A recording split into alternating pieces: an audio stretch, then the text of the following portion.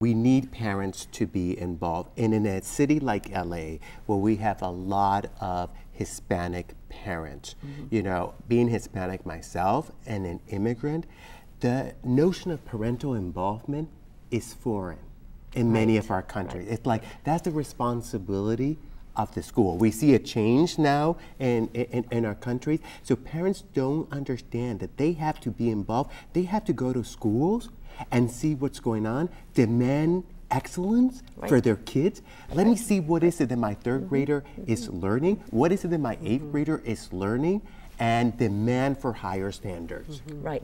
I think, you know, schools are the place for democracy still. When the public schools were created, you know, hundreds of years ago, it was with a purpose that anyone who went through that system, that process, came out of it a good American, a good person understanding what democracy is about.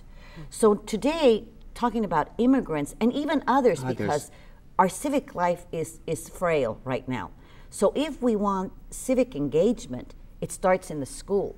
And parents being in the school make our schools democratic. They make them come alive, so that teachers and administrators and all the other staff welcome parents and know that this is the rightful place. The school belongs to the community. The school, I am here to serve the community, to serve these parents. But I also know, Maria and Monica, that for a lot of parents, it's hard. Yes. But there are a lot of things that they can do at home.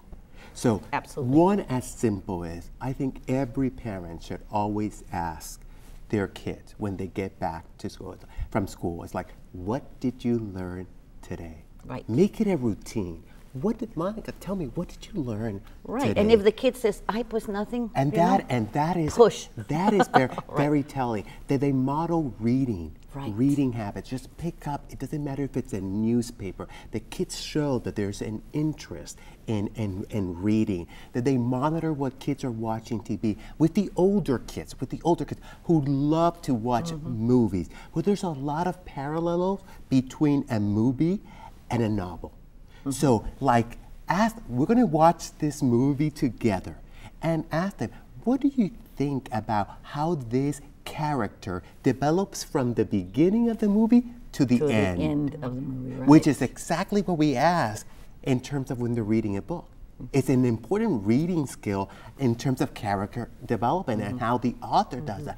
Very simple thing, does not cost money, kids will enjoy it. It's there. And it's there. We need to make sure. And especially watching the news, I think, because it brings us into current affairs. And what do you think about what's happening today in France, in Libya, in the Middle East, in Washington, D.C.? You know? And so, the other thing that I'm really big on, and particularly for parents and everybody and teacher, is that I believe that intelligence is acquired. So I want parents to instill in their children the belief that the harder you work, the smarter you get.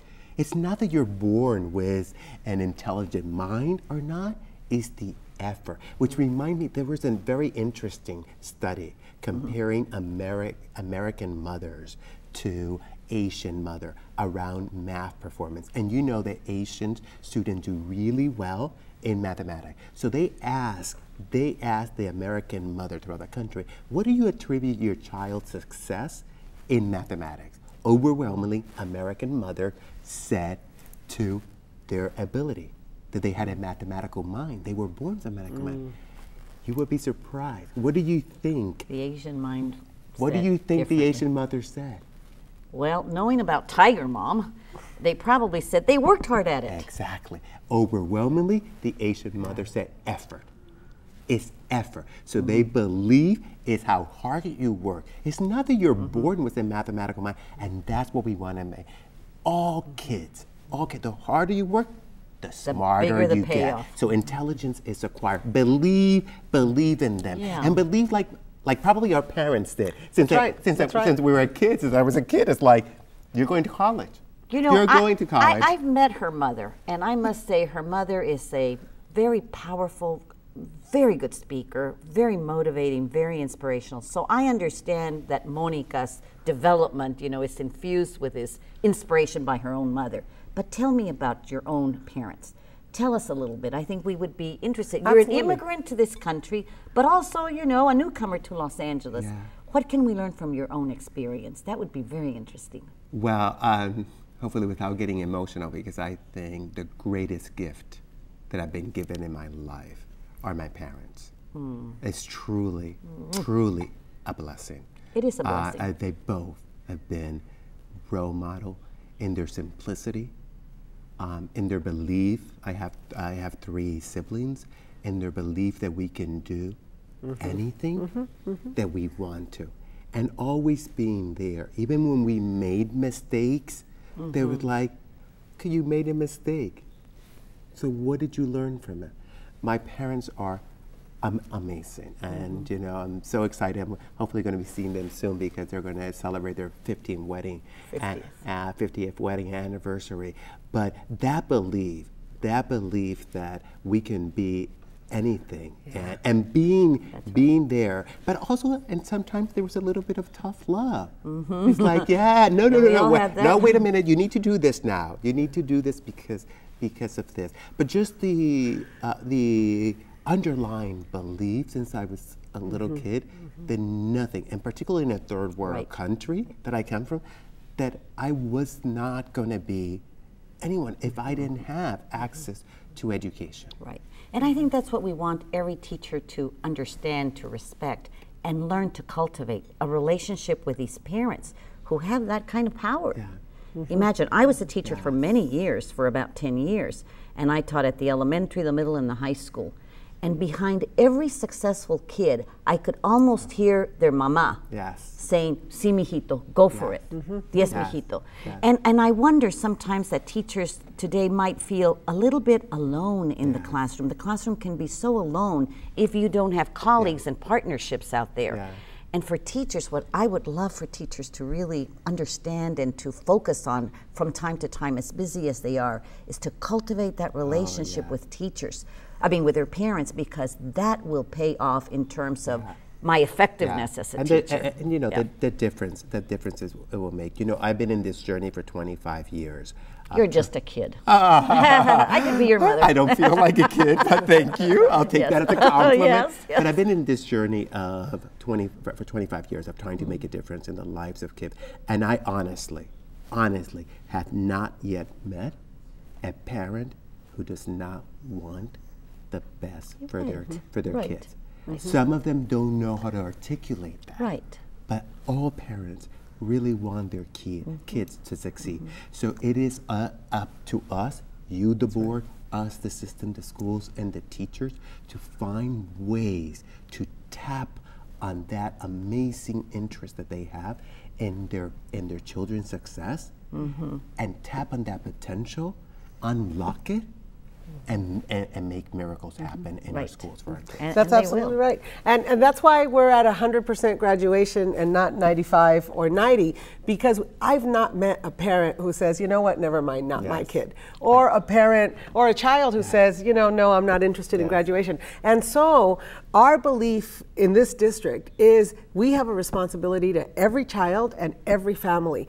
And I think that is so powerful from the beginning to embrace that inspiration, that expectation, that love of the family. And that means showing up to school every day. That means having a conversation with the teacher about what's the expectation, how are we doing, how do we know that, all the things you said. And I think, you know, we talked about a teacher knowing that there's someone looking after that kid. Right. Right? There's an army behind that kid. And bringing that into when I need help with Jaime, I'm going to call. I know who to call, ¿verdad? Ya sabemos. Vincent's grandma's going to get the phone call because Vincent needs a little bit more love today. Right? And that's the opportunity, I think. I want to reiterate something and really want to emphasize that point that you made, attendance.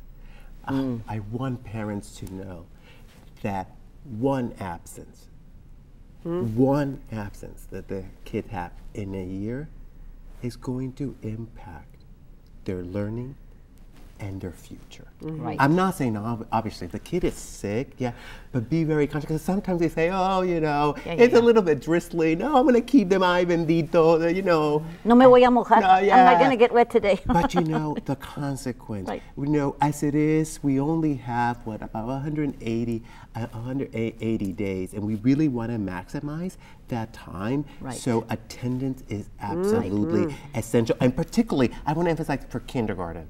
As you know, we do have a Habits start there. issue. Habits I start mean, we there. also have a great attendance problem in kindergarten. And I want to encourage all our little ones to show up every day. You know, it reminds me that just like schools, we expect schools to have goals and objectives and a plan for this and a plan for that, and how are you going to spend your money? Well, that's what families do. Yes. They spend their money, they have resources, they have a home, they figure out how to provide for shelter, for food, for clothing, for their love. Yes. But it's got to be for a purpose. Yes. So I want families to really think about setting their goals, to have a plan, to say, just like you want 100% graduation. Well, in my family of, you know, I'm the youngest of 11, my parents actually said, every one of you will graduate from high school and go to college. And you know what? It happened. It happened. So parents, families matter. Yes. We need to have plans, goals. We need to check in and reflect occasionally. How well are we doing? How not so well we're doing? And then I think, you know, the plan at home, the plan at school, and my we come last together, point is, the same goal. One of the harder things as a teacher, and for all of us as teacher, is trying to make learning real. Parents can do this very, very easy because they have the world in front of them. So like, for example, when you go grocery shopping and you're going to pay, you tell your child, can you estimate what the change is? And if you get it right, you can keep the change. Oh my God, I would have learned math immediately. Immediately they will learn mathematics. What a great opportunity. And those are the small things that parents can do. Well, we learn a lot at home. Our children are home most of the time. They are at school 6 hours of the day. So it's just very simple math, whether you have ability or, you know, it's been exploited and it's been developed. We know that families contribute to education, but families have to be convinced that they matter, that it counts, and that they have to be present in the lives of their children. And the schools have to be welcoming for them. And I think understanding, just as our superintendent John Dacey says, we have a challenge out there. And families and schools have to understand both of us are part of the solution. So we'll get there, we'll manage that. So you know what, I know that we could go on forever. I want to thank Monica for inviting me to co-host, and Jaime, thank you for joining us today. Thank you, all of you who have joined us today on Families Matter, and don't hesitate to contact us at the Parent Community Services branch. You can visit our website at parent-services.lausd.net, or email us at parentservices@lausd.net, or give us a call at 213-481-3350. We really do want to hear from you, so don't hesitate to contact us. For Monica and our guest, see you next month, and remember, families matter in the education of our children. Thank you. Adios.